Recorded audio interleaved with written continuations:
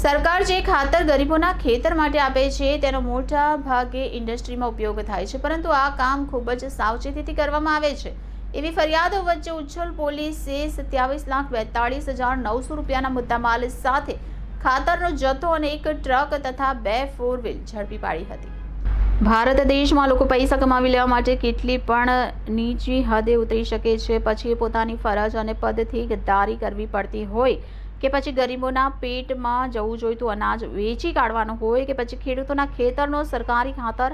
મોટી મોટી કંપનીમાં જ કેમ ના વેચી કાઢવાનું હોય। તાપી જિલ્લા અને આદિવાસી વિસ્તારમાં ખેતી મોટા પ્રમાણમાં થાય છે, તેથી આ વિસ્તારમાં ખાતરનો મોટો જથ્થો સરકાર મોકલતી હોય છે। પોતે લોકોના ખેતર સુધી પહોંચવાના બદલે કેટલાક લાલચુ લોકો દ્વારા મોટી મોટી કંપનીઓમાં પહોંચી રહ્યો છે એવી અનેક ફરિયાદ બાદ ગત રોજ 27,42,900 રૂપિયાના મુદ્દામાલ સાથે ગેરકાયદેસર શંકાસ્પદ ખાતરનો જથ્થો ઉચ્છલ પોલીસે ઝડપી પાડવામાં સફળતા મેળવી હતી,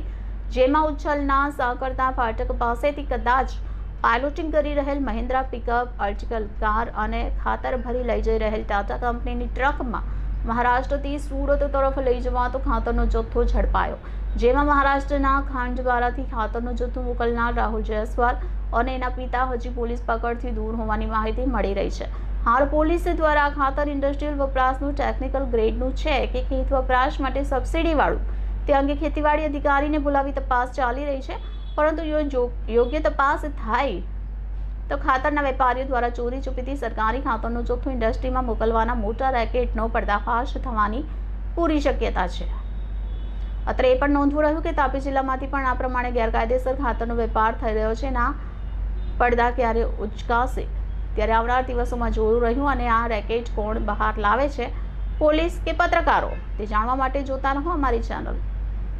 reporter Videshwari Shah, city gold news, Tapi.